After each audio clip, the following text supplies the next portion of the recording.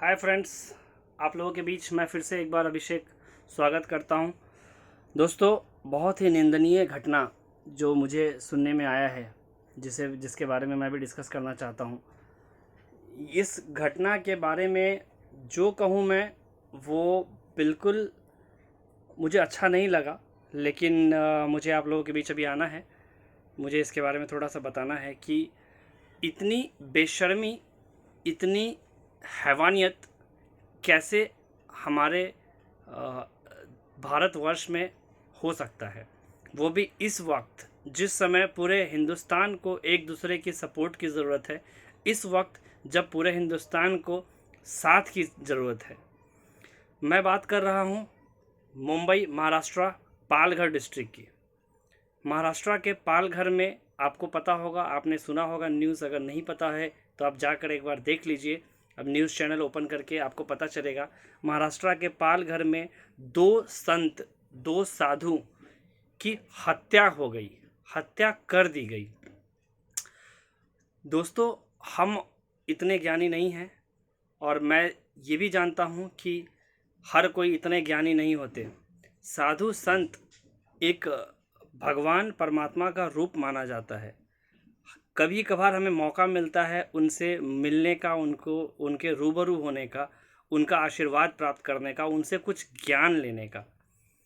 और आप लोग साधु संत को निहत्थे, जो जिनके पास कोई औजार नहीं है, जिनके पास कोई अस्त्र शस्त्र नहीं है, उस व्यक्ति को आप रात में, कहीं वो जा रहा है किसी के अंतिम संस्कार में, या फिर किसी के से मिलने वो जा रहे थे कहीं, ऐसा पता चला है, और आप उनको बच्चा चोर कह के आप लोग उनको पीट पीट कर आप उनकी हत्या कर देते हैं। क्या ये इंसानियत है?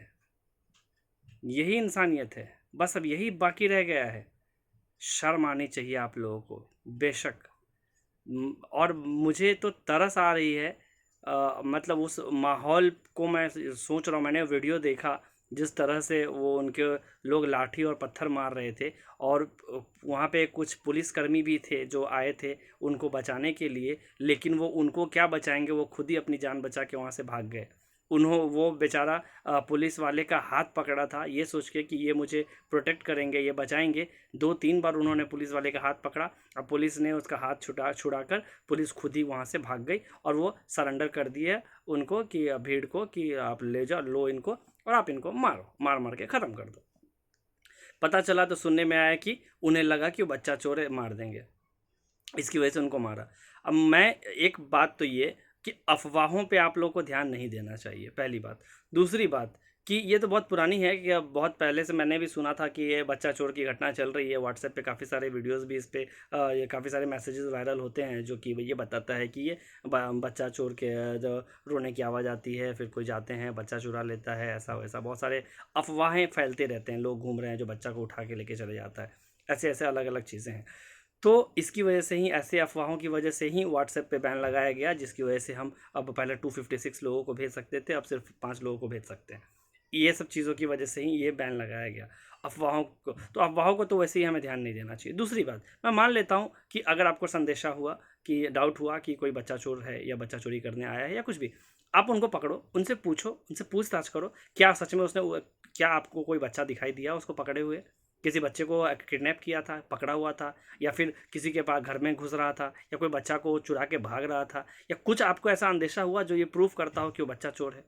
जब ऐसा कोई अंदेशा नहीं हुआ, जब उसके पास कोई बच्चा था ही नहीं, जब वो किसी घर में घुस ही नहीं रहा था, वो गाड़ी से अपने रास्ते किसी से मिलने जा रहा था, तो फिर आप उसको बच्चा चोर कह के आप उसको पकड़ के उसको कैसे पीटना चालू कर सकते हो? जो मुझे इन्फॉर्मेशन आया है, वो यही इन्फॉर्मेशन आया है कि उसके, वो जो संत थे, कहीं कांदीवली में रहते थे, और वो जा रहे थे, और यहाँ के आम पब्लिक ने उसे पकड़ के बच्चा चोर बता के उसको मारा, और मार मार के उसको हत्या कर दी। पुलिस वाले भी थे वहाँ पे, वो भी उसमें शामिल थे। वो मारने में नहीं शामिल थे, लेकिन वो अल्टीमेटली बाय डिफ़ॉल्ट वो वहाँ पे थे। उनको, उनका काम था बचाने का। वो वहाँ पे बचाने के लिए गए थे, लेकिन वो उनको बचाए नहीं। वो उनको छोड़ के, हाथ छुड़ा के, पल्लू छुड़ा के पुलिस वाले वहाँ से निकल गए।